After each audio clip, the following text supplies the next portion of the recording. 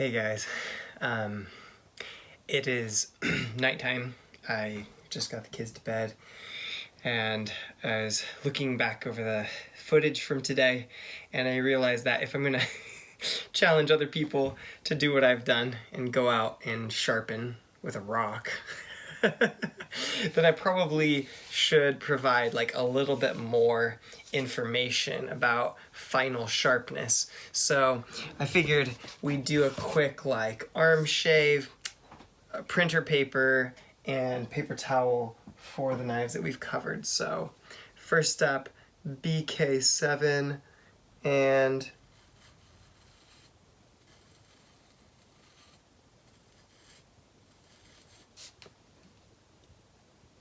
definitely capable of shearing hairs off. It wouldn't be a comfortable shave. It's like there's a couple of hairs sort of laying on the edge, but you can hear them shearing off. So it's like a rough, dirty shave. It's not super nice. But it, is removing hairs.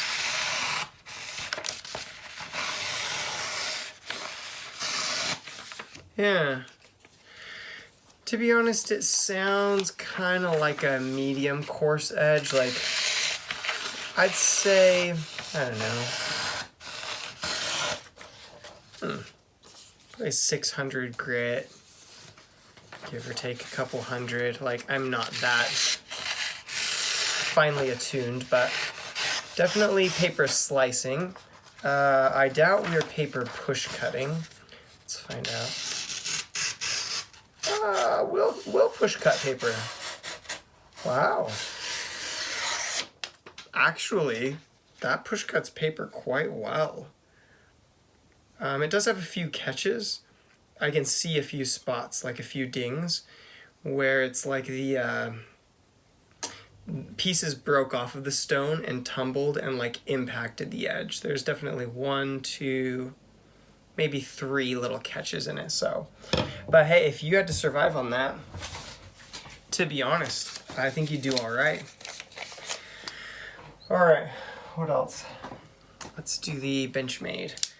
Benchmade 943 tested a lot worse on the best machine. A little bit rougher.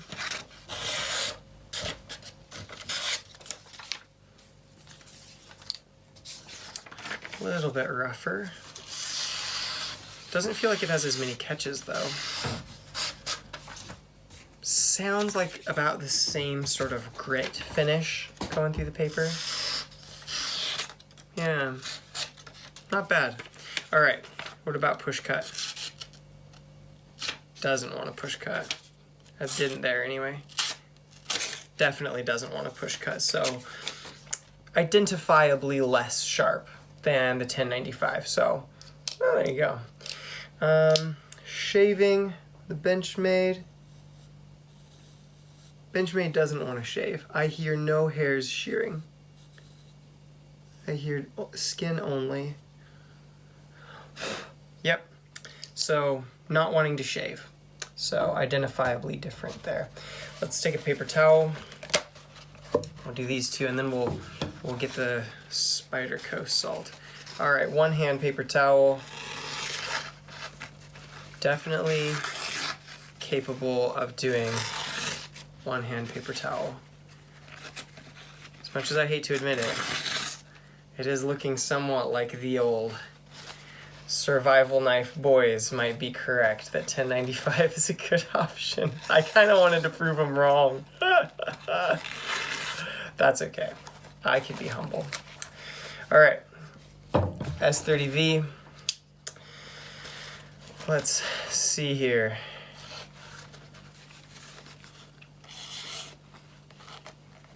Will separate fibers. Definitely feels like it's tearing through, not pushing through. Yeah, definitely visibly more torn fibers. You can see here there's little bits sticking up, especially right in here. And the edge on the 1095 definitely was cleaner. Okay, last but not least, Spyderco H1 Salt. Let's see what you got.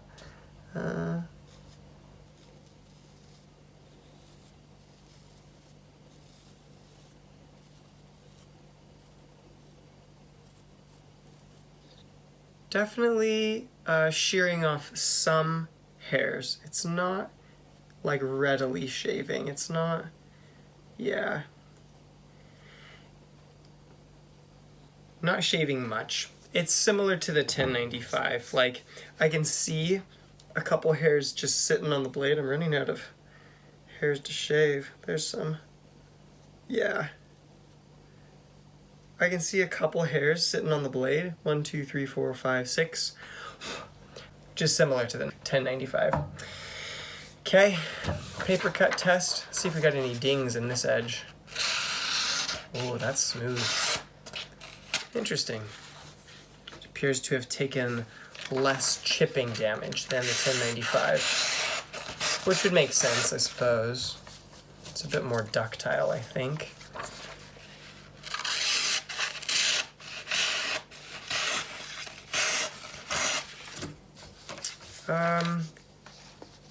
Grit, the finished grit, it sounds pretty similar. I don't know if it's just a hollow grind, but it sounds almost a bit coarser on and more aggressive on this H1. Okay, paper towel.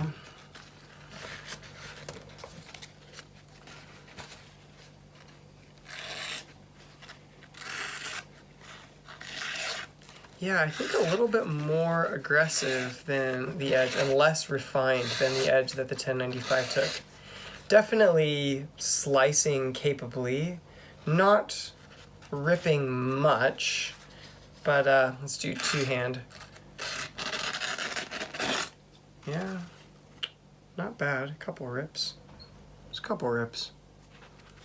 Probably more than the 1095, let's look at that again.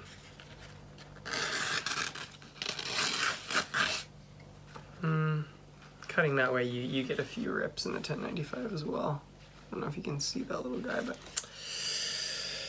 very similar edges. H1, 1095. Would be difficult to distinguish a difference. Oh, let's do a push cut.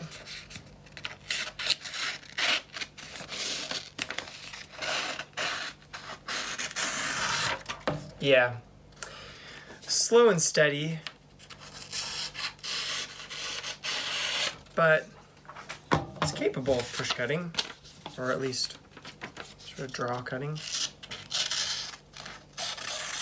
Yeah, it's good push cut. Like that's a clean cut. So I would say very, very, very close between the 1095 Crovan and the H1 in terms of function of the edge. 1095 is maybe a hair finer, but it also took more chipping damage. It overall acts like a harder steel, which probably makes sense. It's got a lot more carbon in it than the H1. The H1, more aggressive, less edge chipping and damage, but not wanting to do finer tasks quite as well, like shaving is maybe not quite as good, and the paper towel is maybe not quite as good. But in any case, I think that you could definitely survive on these guys. I think you could probably survive on this one, but it's not going to be a pleasure cruise as much as the other ones are. Anyway, just for the comparison point, I've got the Cold Steel Airlight in AUS 10A that Pete sent to me. Pete from Cedric and Ada. I've been carrying this as a work knife recently just because I've been putting lots of test edges on my M4 to do tests with it. So let's do a quick comparison. Find a patch of my arm that has hair on it. This was done with a Spyderco double stuff a couple days ago. Hasn't been used too heavily since then. It's easily shaving. There's like much more numerous hairs on there.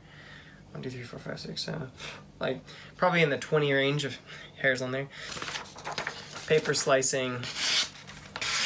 Definitely sounds much finer, is much finer. Caught a little bit there, but I wonder if I have a dead spot in it. Oh, I do have a spot right there that's struggling a bit. Sort of right where you use it. It ought to push cut. Yeah. Easily push cuts. Sounds finer. Nice slicing action. Little catch right there. Paper towel. Is that working? Yeah.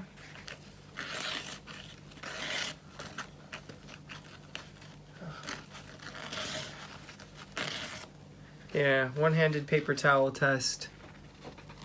Very clean. Two-handed paper towel test, or two-sided paper towel test. Oh, a little catch actually, but overall very clean. All right. So that's your comparison point for the survival sharpened edges versus a non. And obviously this, you get some good performance out of this AUS 10 on a ceramic stone. So maybe, here at the end of all things, Samwise Gamgee, maybe our conclusion is that if you want to survival sharpen, why don't you have a stone with you? I mean, it costs like $3 to get a Chinese metal plate with some diamond dust on eBay. So at least like maybe throw your $3 1000 grit eBay stone in your go bag. Weighs like 20 grams probably. Alternatively, it's like $12 on Amazon for a Norton India fine pocket stone, and that would do you. That would get you a little bit of a better edge than these river rocks that I was using. And if you're really fussy about your edges, then buy a little Falkneven or Spyderco ceramic flat stone with a leather pouch. Spray some diamond spray on it, and throw one in all your go bags, and throw one in your pocket, and then you wouldn't have to go through all the work. That's kind of what I'm thinking. But anyway, I'd love to hear your guys' thoughts for this follow-up. But for now, I'll say peace out from the home slice. Take care, guys.